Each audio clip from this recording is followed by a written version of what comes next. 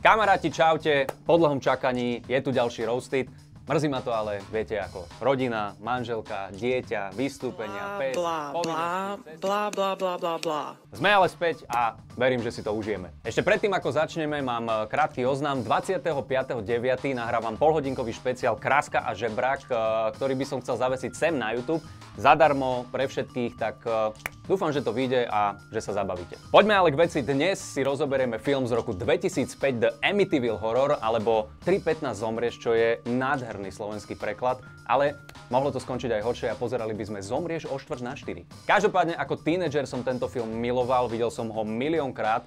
S odstupom času ale musím uznať, že v prvom rade toto je najkrajšia zbierka hororových klišé, akú som kedy videl. A v druhom rade, čo sa týka príbehu alebo zápletky, toho je tu 0,0,00.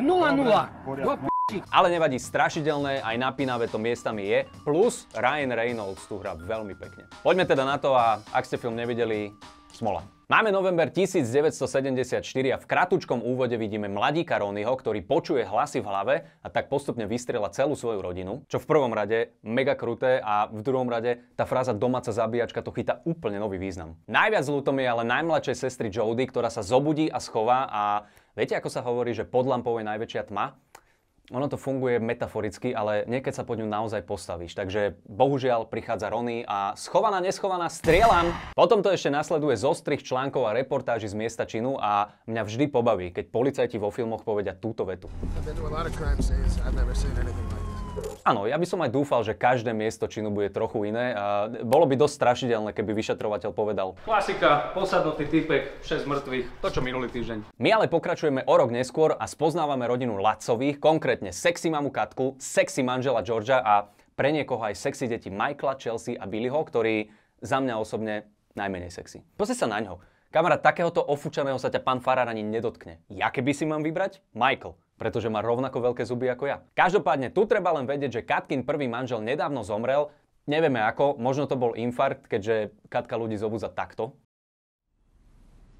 Do p***y tam! George sa teda priženil a práve hľadajú nové bývanie. Našťastie sa nedávno uvoľnila jedna nehnuteľnosť, pretože, ako my už vieme, bývalí majitelia sa odsťahovali do samostatných minigarzoniek. To ale náš párik netuší a ide na obhliadku, no a tu začínajú naše hororové klišé. Temné zvuky z ventilácie, nervózna realiťačka, prízrak na chodbe, čo je inak jaké hlúpe od toho ducha. Takto sa ukazovať počas obhliadky. Kamo, tých duchov je tam viac a ja byť jeho mŕtvy spolubývajúci, tak mu strašne vynadám. Do boha, musíš sa teraz promenádovať po tej chodbe? Nemôžeš počkať, kým kúpia ten dom? Ťa zbadajú, zlaknú sa, utečú a potom nemáme koho strašiť. A jak mám ísť na vecko, keď mi treba? Kokot cez stenu! Manželia však dom berú, pretože cena je výborná, v zápäti sa ale dozvedajú o vraždách a sledujte, ako to pani realitačka odľahčí. But you know, we've moved on, the whole town, it is a distant memory now and Neviem, že či tragédia rok dozadu je vzdialená spomienka, stačí sa opýtať tohoto pána. Sme ale v horore a tak sa rodina aj napriek vraždám do domu nasťahuje a ja presne viem, čo si teraz hovoríte. Bodaj by niekto svojou smrťou znížil aj cenu môjho vysnívaného domu. Presne, ja som na vašej strane a úprimne pri cenách dnešných nehnuteľností by som túto možnosť prijal aj v tých vyhľadávacích filtroch na realitných stránkach. Viete čo myslím? Že môžeš vyklikať cena, výmera, vražda a zrazu sa ti ten výber bytov zúži, podobne ako slúčka okolo krku bývalého majiteľa. Každopádne po nasťahovaní sa už prvý deň dejú zvláštne veci. Závany chladu, zvuky vo ventilácii, chlapci majú spoločnú izbu, aj keď bývajú v obrovskom dome. Malý Michael ma tu ale naučil novú vec. You say your prayers? Yep, said them twice. What'd you pray for? I tell you, it won't come true, Mommy. Toto som napríklad vôbec nevedel, že modlitby fungujú ako narodeninové želania. Chcel by som počuť, že ako znie tá Michaelova modlitba. Oče náš, ktorý si na nebesiach, posväť PlayStation moje, zošli mi hry dvoje, buď vôľa tvoja, či už Cyberpunk alebo Destiny, chlieb náš každodenný daj nám dnes a odpusť, že v CS-ku zabíjam tie špiny, ako im my odpúšťame našim vinníkom a neuveď farára do pokušenia, ale zbav nás jeho. Amen. Najnepríjemnejšia scéna nás ale čaká v noci, lebo náš párik sa rozhodne páriť. V tom najlepšom, ale George vidí toto. Dobre, v prvom rade sorry, ale ja si v posteli predstavujem to isté, keď sa nechcem rýchlo spraviť. A v druhom rade, to dievčatko bolo v úvode zastrelené, nie obesené, však dodržujme nejaké pravidlá do ryti. Akože jednoduchý príklad, Ježiš zomrel na kríži, všade je na kríži. Má doma niekto na stene Ježiša s infarktom? Nie. Nosí niekto na krku Ježiša s hriankovačom vo vani? Ako prívesok dobrý, ale pochybujem. Následujúce dni sa nám ale zlievajú a pribúdajú aj ďalšie klišé. Okná sa otvárajú, stoličky vyznávajú vlastné feng shui. A je tu aj celkom pekný jumpscare. Najkrajšie klišé ale je, že Chelsea sa začne zjavovať mŕtva Jodie, čo je stará klasika. Na začiatok dievčatá len kecajú a kreslia si toho vidlaka, čo prerušil divadlo na Zamaguri. Postupne ale Jodie začne ťahať Chelsea do nebezpečných situácií a to ešte uvidíme. Čo je ale dôležitejšie, George sa začína meniť, je chorlavý a podráždený, no a v noci má najprv vidinu topiacej sa Chelsea a potom prízraku v izbe a toto by bola veľmi pekná strašidelná scéna, keby sa vo mne neprebudila moja vnútorná žena a vedel by som sa sústrediť, lebo Ryan Reynolds je tu celý čas polonahý. Ako nebudem klamať, ale okrem krvi v žilách mi tuhla aj iná vec. Ľudia, keby ste sa ma opýtali, čoho som sa najviac zlákol pri tomto filme, svojej orientácie. Aby to nestačilo, viete čo urobia v polovici? Drbnú ho do vody. Nech je zvyšok scény mokrý ako my so Saškou. Každopádne nakoniec je ale všetko v poriadku a Chelsea pokojne spí. Pokračujeme ale 15. deň a veci sa stále nezlepšujú. George je nepríjemný, prízraky v dome hrajú na haňačku a dokonca aj Scrabble, lebo vidíme toto. Dobre, v prvom rade klobúk dolu, lebo ja som hrával Scrabble a toto je tak 30 bodov. Na druhú stranu, nemôžeš napísať strašidelnú vec takýmto veselým písmom. Ako mne osobne toto neevokuje strach, ale novú anglickú lekciu od Spievankova. Spievankovo uvádza Angličanina. 5. lekcia Family. Večer nás ale čaká krásna scéna, pretože rodičia idú na večeru a deti zveria tejto osobe. I'm Lisa, the babysitter. Great. Can I take your coat? Okay. OK, zaujímavý výber babysitterky. Kde si ju našla, Kati, vlastne? I found a babysitter off a board at the grocery store. Jasné, babysitterka z nástenky v obchode, čiže gynekologa makatka z hodinového manžela. Ja by som len chcel vedieť, ako prebiehal pohovor s touto odborníčkou na mládež. Akože máte skúsenosti s deťmi? Jasné, potratila som ich už desiatky. Ukáže sa ale, že babysitterka má skúsenosti, pretože vraj strážila aj deti predošlej rodiny, na čo rodičia zareagujú tak, že sa na seba pozrú a odídu. Žiadne inštrukcie, kam ideme, kedy prídeme a pozrite, ja ako rodič chápem.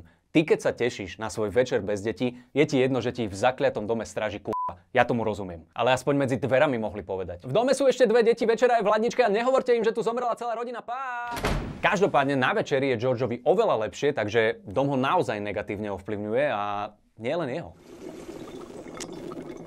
Tak evidentne každému dom šepká iné veci. Chudák George od neho celý čas počúva. Ale prvé, čo dom povie babe, je... A tiež sa mi páči, ako po sebe babysitterka zahladí stopy.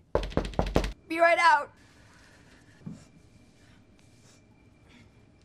Presne tak, srať na ten osviežovač vzduchu. Každý, kto húli, vie, že keď toto spravíš, vybavené. Nikto nič nezistí. Ja to inak v kúpeľni robím veľmi podobne. Nič menej prvé, čo babysitterka urobí je, že deťom povie o vraždách v dome a toto je výborné. Oh, you are way too young to hear this. So cover your ears. A rifle. Dobre, ono zbytočne si zapchal uši, keď ty potom začneš vrieskať. Ja osobne som ale zvyknutý, že herbálne podporení ľudia sú hluční, pretože sa poznám s týmto človekom. A Kúbko je zlatičko, ale každé naše stretnutie vyzerá takto. Čaute! Babysitterke sa ale všetko vráti, keď deťom ukáže šatník, v ktorom zomrela Jodie a tuto začne klišoidne, lebo dvere sa zabuchnú, žiarovka začne blíkať a zjaví sa malá Jodie, klasika. Potom ale vidíme toto. OK, priatelia, toto zaskočilo aj mňa. Tomuto hovorím hororová variácia toho jazykolamu. Strč prst skrz. Nič menej, potom to babysitterka končí v sanitke a tvrdí, že v šatníku videla mŕtvu Jodie. George má ale nervy, pretože si myslí, že deti na babysitterku urobili prank, konkrétne asi potiahni ma za prst, a hovorí, že odteraz preberá výchovu on. Nasledujúce dni potom vidíme, že jeho stav sa zhoršuje, deti trestá, počuje hlasy a má vidiny akejsi mučiarne a pri večeri robí to, čo Saška, vždy keď varím ja. Musím ale povedať, že Ryan Reynolds to hrá výborne, tá postupná Georgeova premena je veľmi pekná.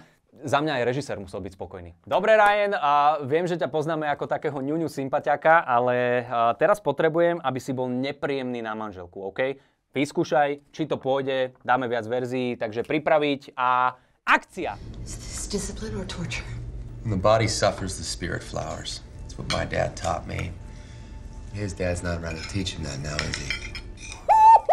Berieme túto prvú, kámo, však ty si tú Katku zroastoval viac, jak to krematórium je manžela, čo ti je? Tomuto hovorím roasted, nie ten Hobbit na YouTube, čo olympijské hry sú častejšie, jak jeho videá. Neskôr vidíme, že George sa zraní vo vani, u lekára je ale opäť všetko v poriadku, keď sa ale rodičia vrátia domov, vidíme toto.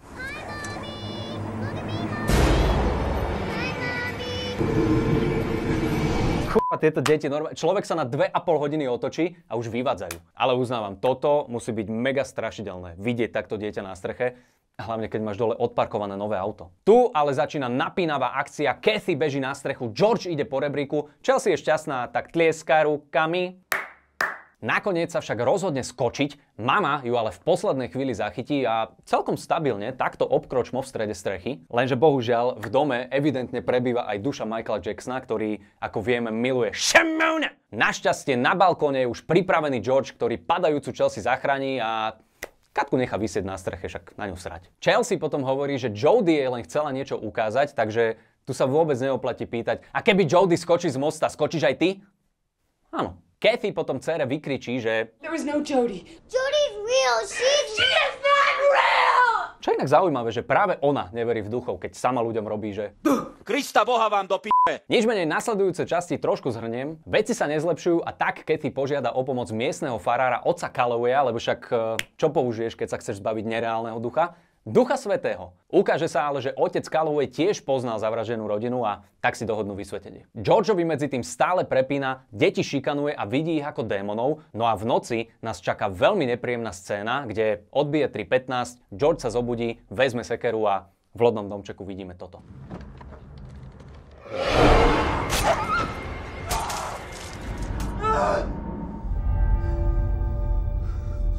OK, čiže ďalšia vidina a ja viem, že psíkovia vo filme sú citlivá téma. Treba sa na to ale pozrieť z tej pozitívnej strany a síce pes, ktorý steká, nehryzie. Každopádne nasledujúci deň prichádza náš hodinový farár a s ním aj ďalší mikulášsky balíček klišé momentov, tak poďme na to. Začíname s vysvetcovaním a každý správny farár potrebuje svoj exorcista starter kit, kde nemôže chýbať pečať, púzdro na hostiu, lebo však aj obedovať treba, svetená voda, 2 štamprlíky, keby bol diabol Braňo Mojsej, no a samozrejme soška Ježiša a k nej až 2 náhradné podstavce, ktoré prišrobuješ jednoducho cez diery v jeho nohách. Taktiež nesmie chýbať farebný šál a sorry, tu, ako by pán farár vypadol z Harryho Pottera, nie? Pozrite sa na ňo. Kamo, ja keby som rockfordský klobúk, tak neviem, do akej fakulty ho poslať, či Omšomil alebo Modlislav. Ako náhle však farár prvýkrát prskne svetenú vodu, začína sa klišé nádielka a čo chcete, to máme. Hlasy máme, utekajúci prízrak máme, zabuchnuté dvere máme. No a keď potom náš Harry Potter kontroluje ventiláciu, zaútočí na ňo Roy Much, najsilnejší na svete podotýkam, pozrite sa na toto. Keby som to mal opísať po anglicky, tak poviem, že to je tu much. Celá scéna ma ale utvrdzuje, že v dome je duša Michaela Jacksona, lebo sorry, ale toto sú jeho moves.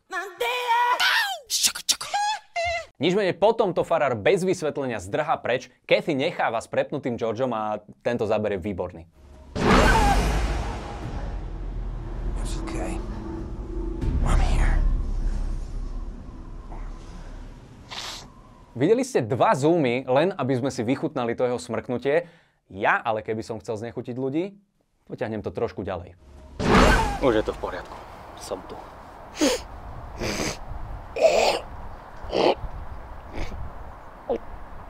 Blížime sa však do finále, máme 28. deň, kde George hádže rannú tyčku, na ktorú som inak tiež čakal nejaký ten zoom. Kathy sa ale konečne rozhodne ísť zistiť, čo presne sa v dome stalo, no a v knižnici prichádza naše veľké klišé odhalenie. Zisťujeme, že Ronny tiež počul hlasy, tiež videl démonov a rodinu zavraždil po 28 dňoch. No a dôvod, prečo tam ľudia šalejú, je klasický, pretože v 17. storočí istý reverend Ketchum v pivnici domu mučil a zabíjal indiánov a nakoniec si rituálne podrezal hrdlo, aby jeho duch v dome žil na veky. Takže tuto máme, priatelia, vidlak zo Zamaguria je v skutočnosti rasista z Ameriky, ktorému by som inak za všetkých tých Indiánov povedal. Ospravedlni sa. Ospravedlni sa. Zaujímavé, ale viete čo, že prečo iba negatívne udalosti takto ovplyvňujú nehnuteľnosti? Že týpek tam vraždil, ty sa tam nasťahuješ a zrazu chceš vraždiť aj ty. Nemôžu byť aj pozitívne posadnuté domy, vieš, že nasťahuješ sa do bytu po Viktorovi Vincem a zrazu len počuješ, že separuj odpad. Každopádne Kathy beží povedať farárovi, čo sa dozvedela a páči sa mi, ako to pekne otočí na seba. Just read about this man who tortured Indians on my land, on my basement.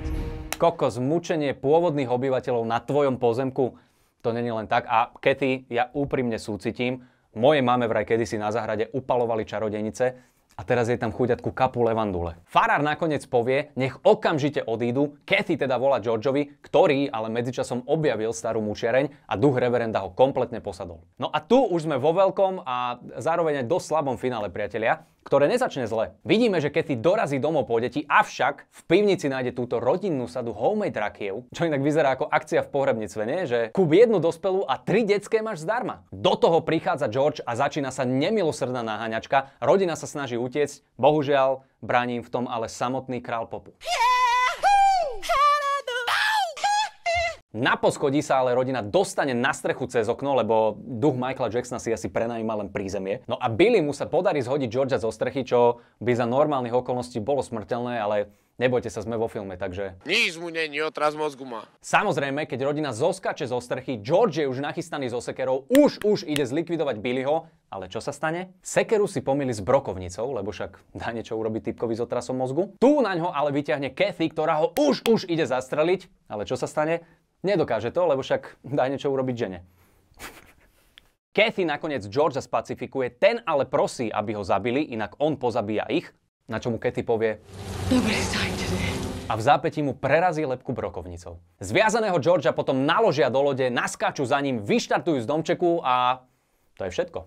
To je koniec. Žiadne vyháňanie, žiadny exorcizmus, lebo v tomto filme posadnutie evidentne funguje ako Wi-Fi, od ktorej čím viac sa vzdiališ, tým slabšie chceš zabiť svoju rodinu. Kámo, tu už fakt chýba len ten telefonát na zákaznícku linku.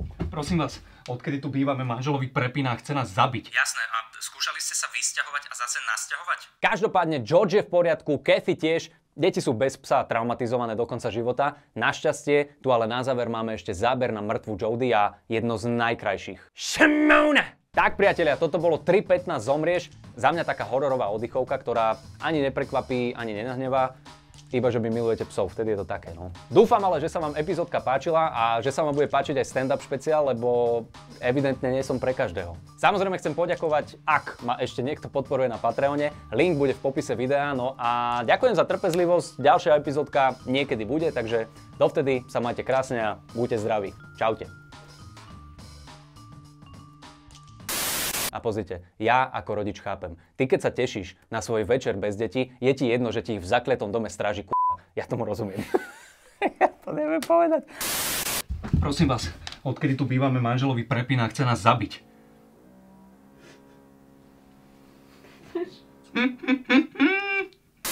Pozri sa na ňo, kamarát, takéhoto ofúčaného sa ťa pán farár ani nedotkne. Toto je strašné.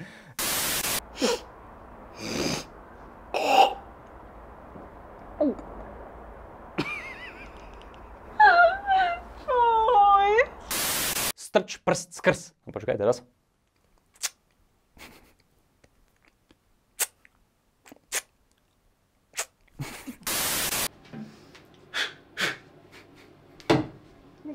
Jau.